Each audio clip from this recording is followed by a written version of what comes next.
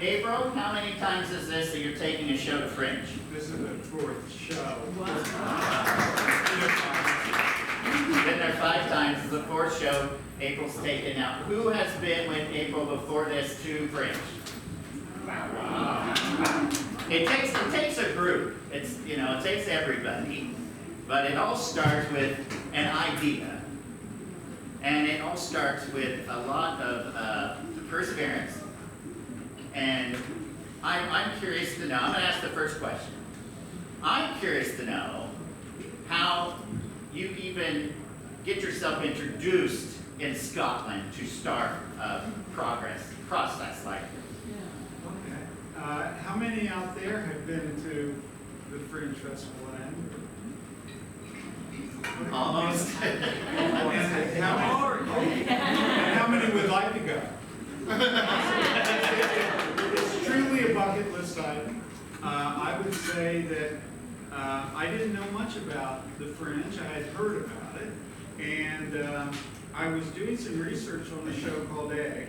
That was the first show that I took over, and I decided to stop at the university because I was going through to the Hebrides where there was a small island about that show.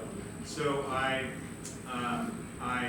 went to find out a little bit more of it and fell in love with it. And so that would be my recommendation for anyone that wants to take a show to Edinburgh, would be to go and participate and go to the venues. There's so many different venues. And make friends with those people.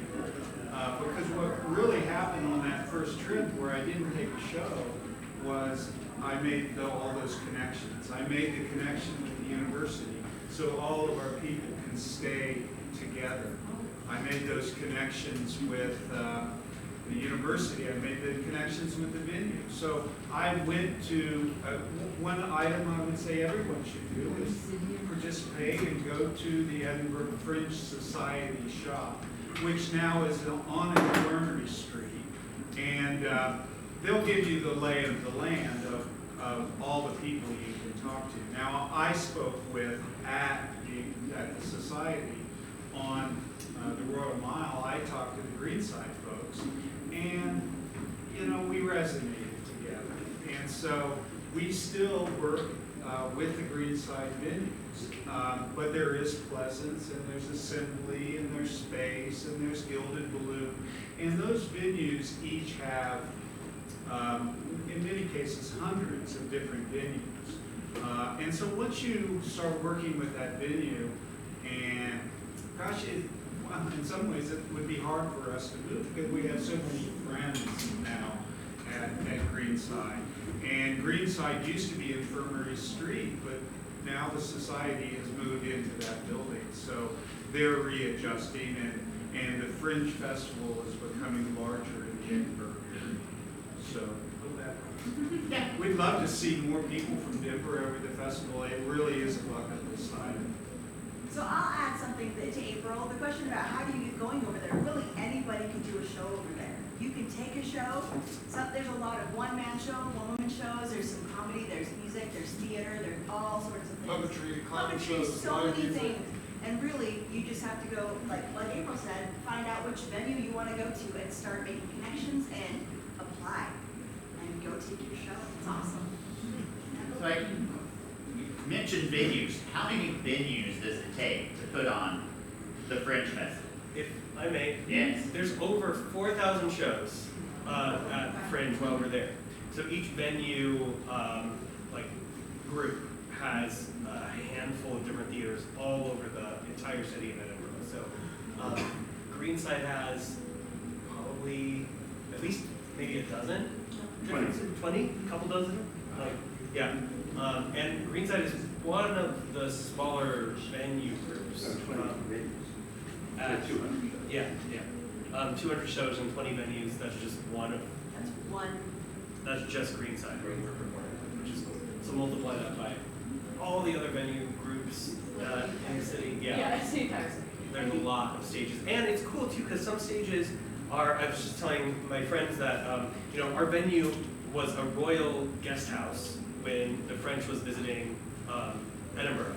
So it's this dining hall that's been converted into a performance arts space, which is so cool. And like our actual room, there's chandeliers above us, and there's like paintings of Scottish crests, and there's some venues that are literally like this tiny cellar that you walk down. There's only Underground. 20 seats, and it's literally the entire city transforms into an arts complex. It's very cool. And the cool thing about our show in the space is every group has an hour. So we get 5 minutes on the front side to load in. We have our show, we have 5 minutes to load out. So even in our little tiny theater, there's 10 shows a day in our space. Our sets are so simple. And we all share the same green room. And part of the fun too is you do a show where you see a show at one specific stage, and then 2 hours later you could be seeing the complete opposite, craziest show you've ever seen in your life. It's very fun. So Jacob is the stage manager. So Jacob, do you have a plan for how fast you gotta get everything set up? And how fast you gotta get everything taken down? Well, I mean, kind of like what Heather said, that's why everything is super simple. But the whole time we were rehearsing, it was a lot of like, you know, just be aware of your space, be aware of how much like we have to work with all the time. We were fortunate enough to be able to like do a fuller staging here, but with every scene that we worked through, it was a lot of like, you know, we have an hour to do our show. Like this is kind of what we've got. So everything is just like when we're there, we will only have these 6 crates and the costumes on our bodies and the like props that are hand sized. So it's pretty like small. And piano and violin. Yeah. Piano and violin will be on We will stage. not be So, taking that big press. Yeah, we could make it carry on. And April made that.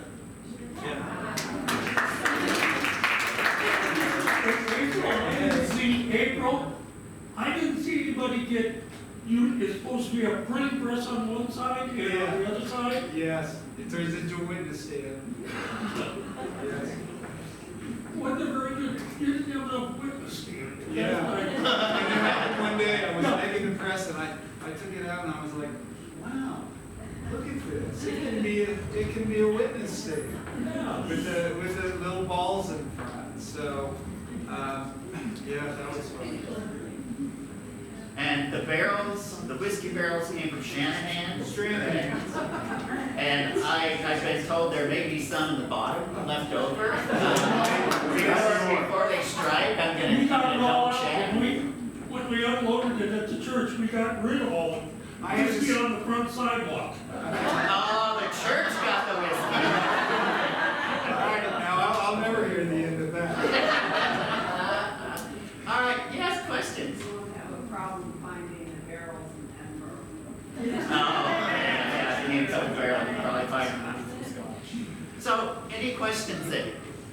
Yes, up in center. What gives you your ideas to follow a storyline to make it happen? What gives you your initial idea? Something somebody says, something you read? Gosh, how many people here are theater makers? How many people actually create theater? I think we all do it a little differently, don't we? I have my list of shows that are ideas and topics, and sometimes they take hold. Music is so important to me in this process, and so when an idea does come, I go to the piano, and the music comes out. I follow it. I know And this so is- that's sort of, it helps me. I know this was the 3rd or 4th iteration of Fife and Drum, Pfeiffer finally Right. ended up with Broadside. Right. So what did you do? How far? Truly, I love that. I love participating in the show. I love being a theater person, and I love surrounding myself with people that help that process.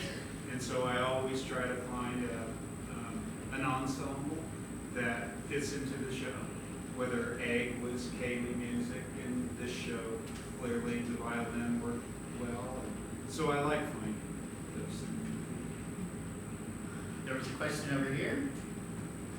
Yes. Festival around the Denver area a few weeks ago. I wasn't able to go. Were you participating in that? No.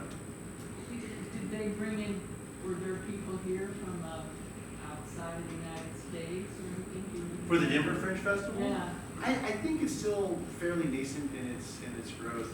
I think there are some. It's a fairly short festival too. Yeah. I think most festivals get like 1 or 2 performances. The reason we like coming here is that we could have an opening weekend, take in feedback and response, take time and do it again.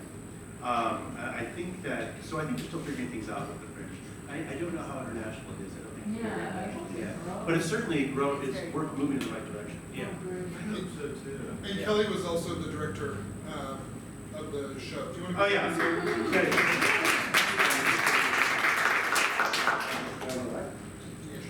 Oh yeah, so my name's Kelly, I was the director, this is Madge, she played many roles in the show, this is Heather, the choreographer, Tanner, the music director, Duke, the British General, Olivia, Lady Gage, Gunner, Mr. Revere, back here we have Patrick Allen on violin, and Jacob. We all wear many hats in Fringe shows, as budget and time and places to sleep over there. Jacob, our stage manager and soldier. We have Kid, who is Mercy and other people as well. Son Sheree, our intrepid narrator, as well as Phyllis. We have Libby, who has played many roles and is also our swing. And then we have Patrick, who is our happy governor. Yeah, we have Joseph Warren over there, Adam. And I would say when we put the show together and working on new material, that you all have to be present for and interacting. And then you're going to be in a plane and then in a city teeming. The city of Edinburgh has 500,000 people and 2.5 million people descend on it during the festival. So you need people that you're going to get along with, who are cool and smart and artistic and inspiring. And this, you cannot have a better group than this group right now. Yeah, sorry, John. So, you know, in the times we live in, you can't talk about look at this intro and now we're just on this and this. Yes. And I'm just wondering, since you've been there as an American, do you have any anticipation as to how this will be received? It's a really We were just talking about that backstage. I think some people will probably have some predisposed ideas about Americans right now due to current circumstances. I think some people might see that and go, wow, remember when it used to be cool? You know? I mean, certainly having soldiers from an unpopular leader sent to a town who then shoots the locals is very unfortunately something that we can all relate to. And I don't know what the reaction is going to be. All we can do is tell our story as truthfully as possible, and ideally have some good conversations and represent what we think is good about being an American, which is trust and freedom and joy and wonder, and not bullshit. There's another question in the front row. I'm curious, what kind of changes did you make from doing this a couple of weeks ago? Well, I'll tell you, in some ways we wanted to make sure, because like one of the shows, these Canadians came up and said, we have no idea what the Boston Tea Party is.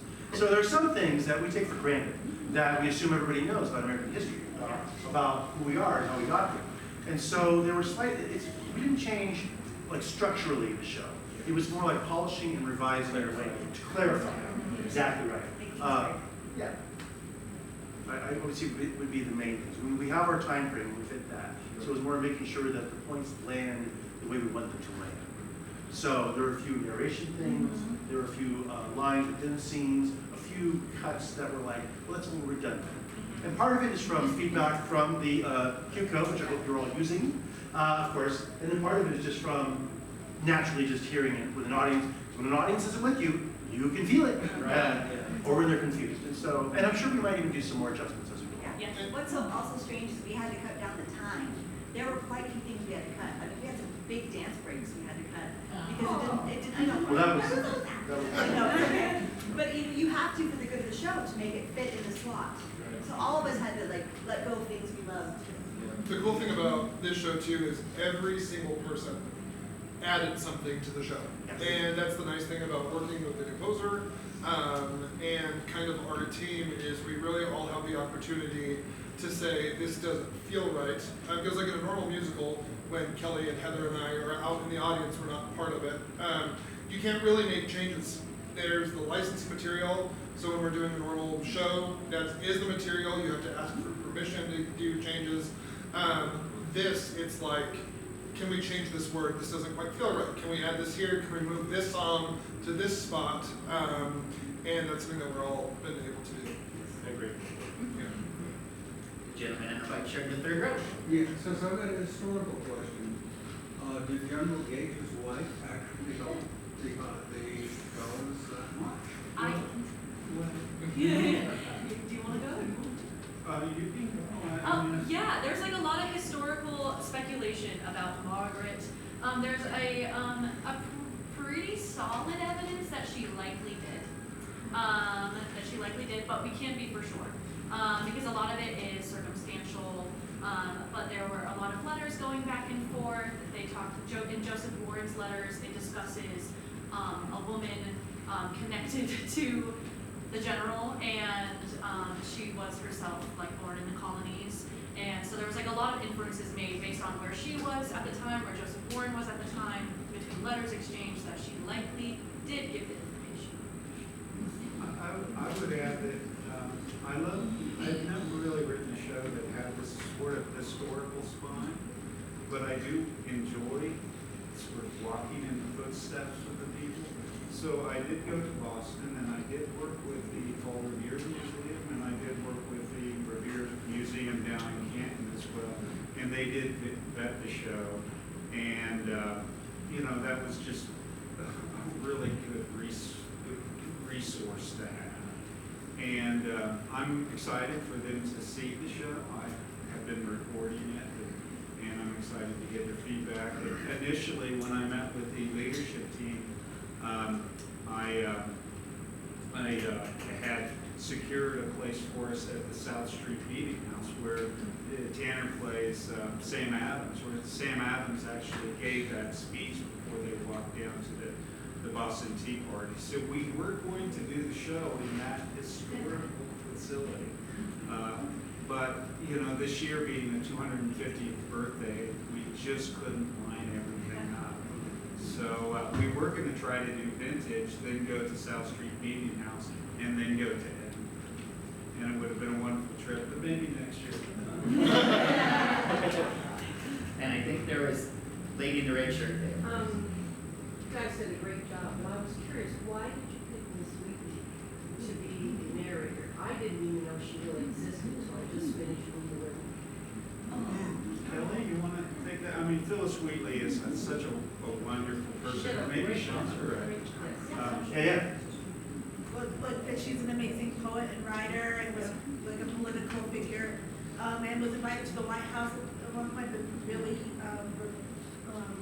people did not like her, did not want her speaking, and anything, and she was a slave and then was free, and wrote her words, and was able to do all these things, go to the White House, but then died in squalor, which is awful. So I think if there was any character that had her voice put on trial, it was Phyllis. she literally did, like, Yeah. Oh, yeah. her writings, they wanted her gone, and they literally took her. But I don't think the average American. No, and I think that's one of the reasons to use like Phyllis Wheatley and also Mercy and Margaret and all these women who play vital roles we didn't really learn about so much when we were growing up, and I think that's still the case today. Even Joseph Warren, who dies at Bunker Hill, very vital figure. So I think, and there are a few other musicals about the American Revolution already that lionize the more famous people. So why not pick people who are interesting and smart and overlooked and give them the spotlight? And lady on down the road with the necklace, pretty, I can't tell if it's pearls or just glasses. Silver. So I'm really kind of curious. My husband and I are both retired teachers, so of course I always look at it from an educational standpoint. To do any kind of a tour of high schools, and maybe start with Aurora and Cherry Creek, is there a venue or a possibility of being able to do that? I Particularly for American history and. I love that idea. Any grant writers out there? We can. Incidentally, people have asked me about the broadsides around here. I got those from an education site for a curriculum about American history that teachers use. And I got them for $3.99, and it was just, you know, $3.99 for all these broadsides that came from that era that our teachers use to put in their classrooms when they teach American history. And it's for fourth graders. So I thought it was, and they're so perfectly done because they're clearly not letterpress, but they use the same font, wood fonts from that era. But to answer your question, I think we all love that. And then back here, the center, I think was next. Yes. Yeah, first of all, fantastic. This was wonderful. It was wonderful on a lot of levels. A lot of levels. I mean, just the crates alone and the multi-purpose of everything, like, it was awesome.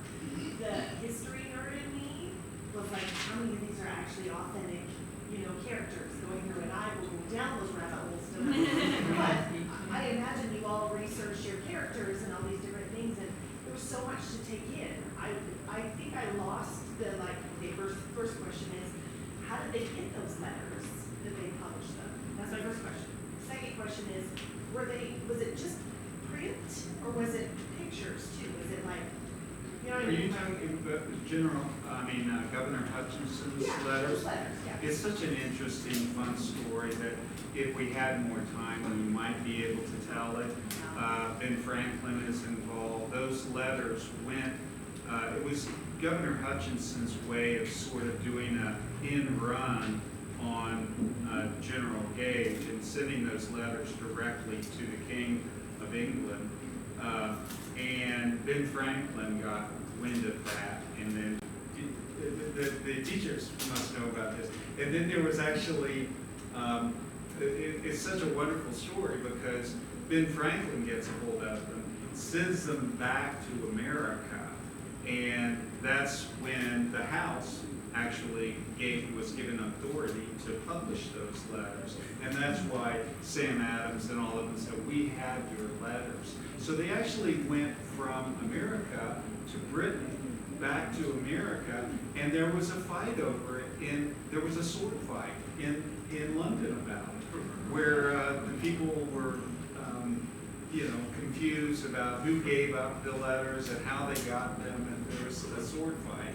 I thought, this is so music theater. This But going overseas with all those scenes and stuff, it was like, this is what we can't get. Yes, I saw you right there.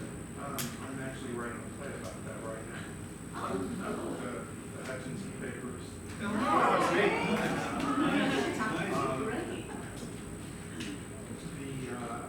Franklin was called in front of the Privy Council, and they had a public, when they wanted to publicly humiliate somebody, they used Carter at Whitehall, it was called the cockpit.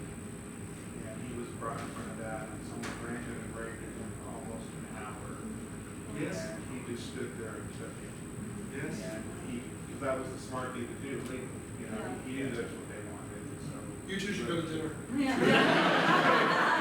Truly, yes, but yeah, Franklin eventually, what happened is, He was the ambassador to well, once the letters were exposed, Hutchinson flipped out, but there was a big, all the coffee shops and stuff in London, people were trying to guess who it was, but got a hold of the papers, and a guy named John Temple, who was a pro-American, and a guy named William Watley, who was the brother, who was the family of received the letters, were accusing each other of being rat. And Yes. so they had this sword fight. It was actually supposed to be a pistol duel, but the pistols wouldn't work. We wanted to have this duel, even though it was dawn in Hyde Park, and so they got their swords out, and they started swinging. I'm so happy we're doing this play. And, William Watley was wounded during it. Yes. And when they brought Franklin, and then Franklin decided they wanted to redo the duel. Because, they said, well, the swords were good enough, we didn't get a conclusion to it. So let's go back to pistols and make sure we have good ones, the next time. And so there was gonna be somebody who's gonna get killed. And so then Franklin said, well, I'm the one that found him, I got them honorably in. And, they were talking about public issues that matter to the Americans, and so, I did the right thing. And they just called him up in front of the cockpit because, well, one of the things the guy accused him for was for opposition. And I said, well, it's because of you, this guy is, going to be lame for the rest of his life. So, and there's the whole, that by itself is very. I think that's one of the challenges about this type of show in an hour is April knows, and there's so many iterations of the story. We have an hour, it's like, how do which stories can we tell? How can we figure it all out? But that's all fascinating. Yeah, I kind of want to piggyback off that real quick. I think what's incredibly interesting is each character that we're playing does have their own amazing story. Like, particularly because I play Sarah Fulton, learning what these women did, and we all know historically there's probably more things they did, it just was never written, and never, they will never get the credit that they fully deserve. There's so many stories that we could go on and on about, and that was hard of trying to, we have 50 minutes. But, okay. So it's just hard to pick and choose what we wanted and highlight, even a fraction of those stories because they are important. Has been very awesome to work with these artists because what Tanner said earlier, truly every single one of us has had an opportunity to put input into the show that you saw today.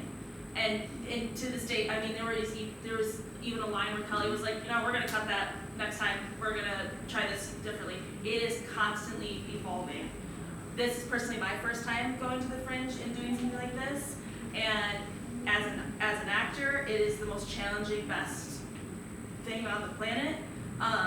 But that's what's so cool because the show is constantly evolving. Yeah, it's pretty cool. There was one more thing I wanted to run. Are you sure about the pronunciation of G-A-O-L? Sure about it? I think it's supposed to be. Ask her. We have an expert over there named Joey Wishnia who can tell us. Joey, how do you spell G-A-O-L? Or sorry, I can't hear you. how do you pronounce G-A-O-L? Jail. Great, I'll fix it, thank you. Yeah. That's why we're here. That's why we're here, exactly. Yes. So, while I was watching it, at one point I was feeling a little bad that we weren't applauding after every song. And I feel like we did you a service because if you only. It's so good, I really wanted to applaud. It's incredible because we are literally sometimes trying to make changes to make up 20 seconds. Yeah. Like Jacob, he told us the other day, do you have a run times off the top of your head where we've landed every show? Go read them off, yeah. Good stage manager, right? Yeah. I mean, it's true because there are times where we can't wait for applause because if you applauded for 10 seconds after every song, that's 2 minutes that we need. Yeah, the first time we ran the show in full was an hour and 9 minutes. The second time we did it was an hour and 2. Then we got down to 59:33, 59:06, 57:09, 58:26, 58:03, and that's kind of where we landed. Or it is 10 seconds from 5 different places adds up when we're dealing with such close quarters.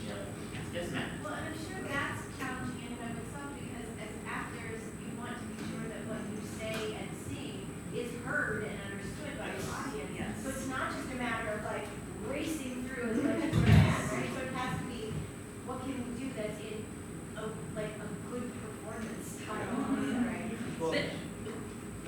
I was just gonna say there in my monologue particularly, because I was whatever. There have been times where I'm like, can I take a longer beat? Do we have time for that beat or no? Like, it's just trying to balance that has been, yeah, Such a strict. yeah, Well, it forces you to choose the right places to. yes, yeah, Yeah. Well, and our job after all of you wonderful people leave us very shortly is we're having a spacing rehearsal where this white box is the actual size of our stage. And it's 3/4. Yeah, so there's going to be some adjustments, and that will also affect time with, entrances are not coming from like both these wings, and It's we're not, one door. There's yeah, only we're not one door working with because one. that's why we're mainly entering. Yeah, the press isn't going, it would take up half of their space. Yeah, so some So it's transitions. half of the plane. Set changes, transitions, all those things also add to time. So I'm curious where we'll be at Yeah. once we kind of trim down even more. Right. I'm just curious, what were moments that, after, oh, no, yeah, somebody had a question. I just was gonna say, I think you guys are props for doing that, because I performed before and having to change something right away or before or constantly, even or constantly, it shows how talented you are. So. Sanjay had you can have fun, you can pop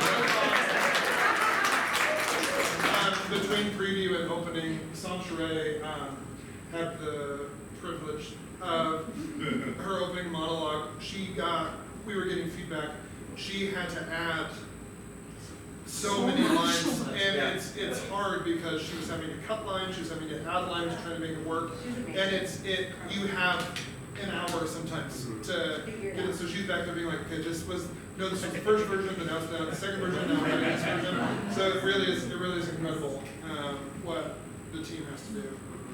What I was going to say is I'm curious, after seeing the whole work, what were things that you remember that stuck out to you? What were moments that you enjoyed? Okay, there's all those parts where there's lots of information and it feels like it's moving fast, but you try to absorb it, right? But the impact of the actual dumping of the tea and that choreography with the dumping was like, that felt to me pretty powerful. And that was added. That was Well, there's one thing, opening night was different.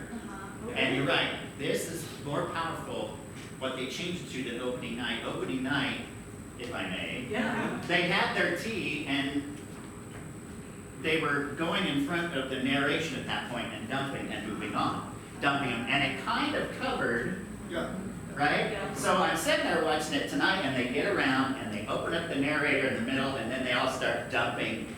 And that was an amazing change. I love that. I mean, I got goosebumps watching it because it was more powerful than one person dumping and another person coming up and dumping, for them to all kind of dump.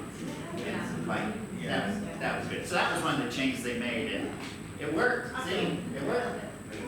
I'll just add on, I really like the Eagle Guard. Yes. A couple of reasons. One, again, the story of the women that you don't know about, and it just felt like, yes, of course there are women behind the great things that are happening. Of course. And then the other thing was that there was this really strong harmony that came at the end of each one, of course, and that was like, Tanner writes, roll all those harmonies.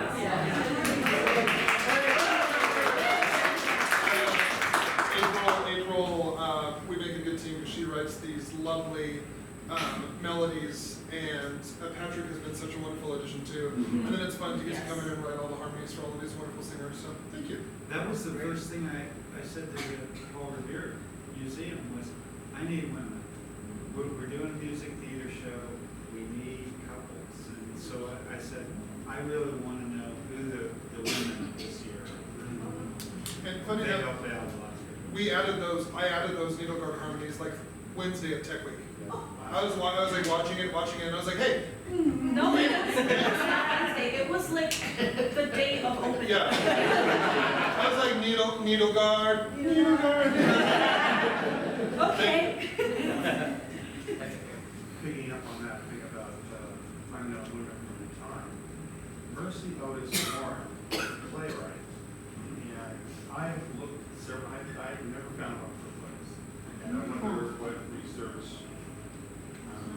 think might have come up with that. Yeah, she was a playwright and author. She actually wrote the first, she was the first American woman to write nonfiction ever of all time. She used pseudonyms though, so yeah, we can't really find plays because she had to use pseudonyms. But yeah, she helped out a lot with the American Revolution. But it's kind of limited what I found based on what she wrote. Yeah.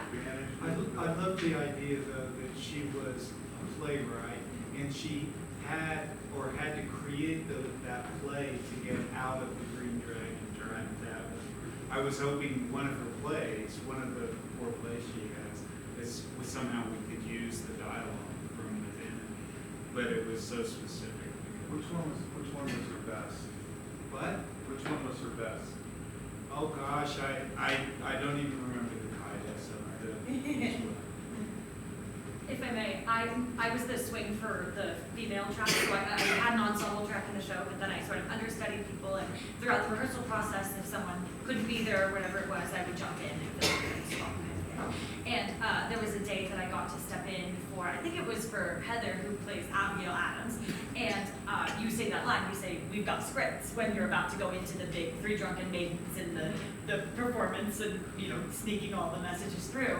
And that was the first time that it clicked for me, like you read the script and you learn the lines and you get through it, and I'm trying to learn 6 different tracks and figure it out, and then I was like, yeah, they have scripts, Mercy wrote them, like they know she wrote it, of course they have it right there. So that was a cool moment for me where it was like kind of connecting the dots and having these moments of discovery that we're so lucky to have, as has been mentioned so many times, in a new work, when you're working with the composer, the author, who had this spark of an idea, as came up earlier, and has blossomed into this incredible production with just an incredible team of people. It's just been a really positive experience and a really like supportive and empowering experience overall. So.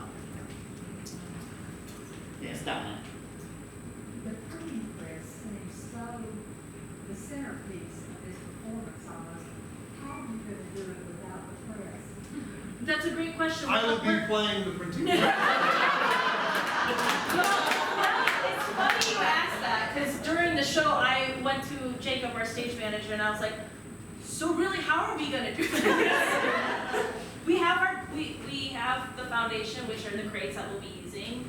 We're gonna probably figure out some type of pantomime.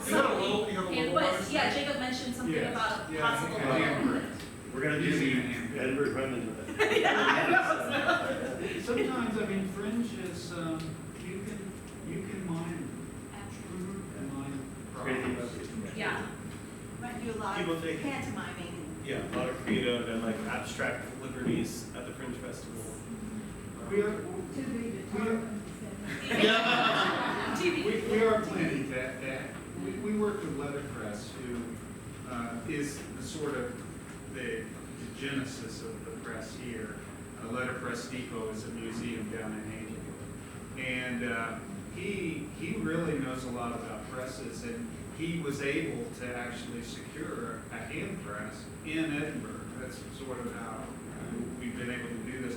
But, you know, even the hand presses of that era are a ton. I mean, they weigh just enormous amounts. And so I have a old potato masher at home, and I was thinking, oh, well, that might work if we do something.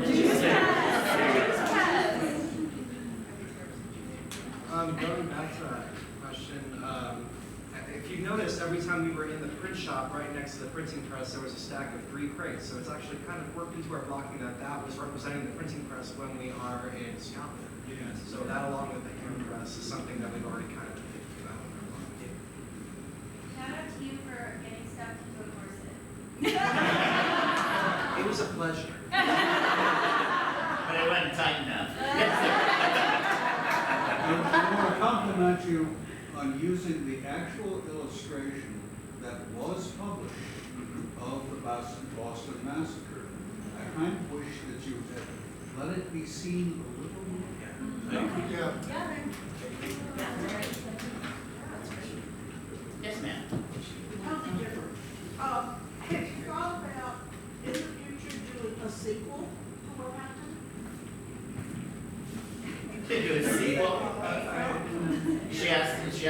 about doing a sequel to Broadside? Oh, geez, I hadn't really thought of it. I mean, I felt as if the shop heard around the world was a place to stop here, because it was, this is really the war of words that happened in Boston. I was fascinated with the Bostonians and the story here, but it felt like it ended at the shop heard around the world.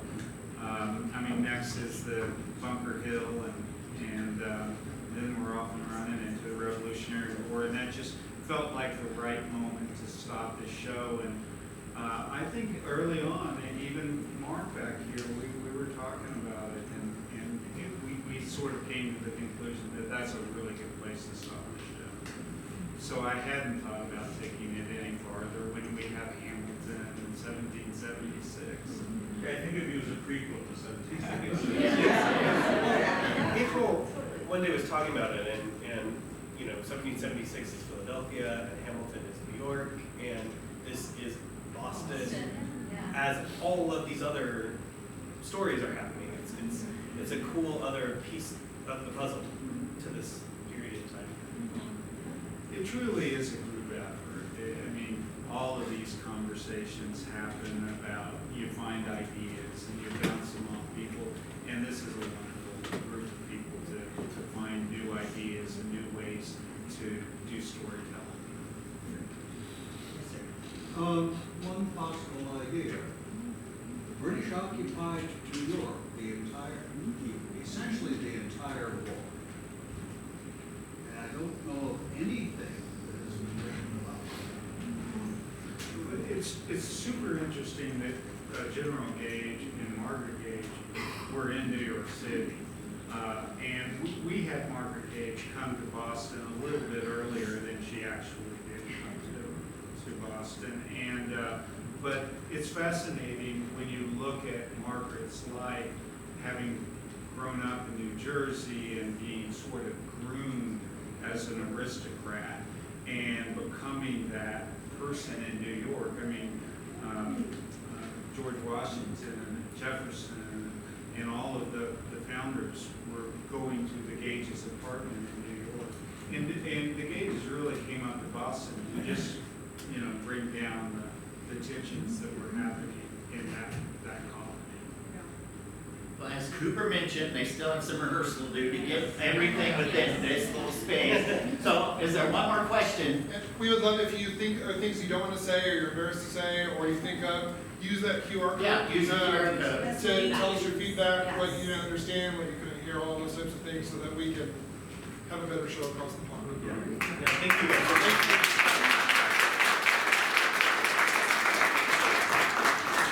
So thank you all very much for coming and giving them their launch to Fringe.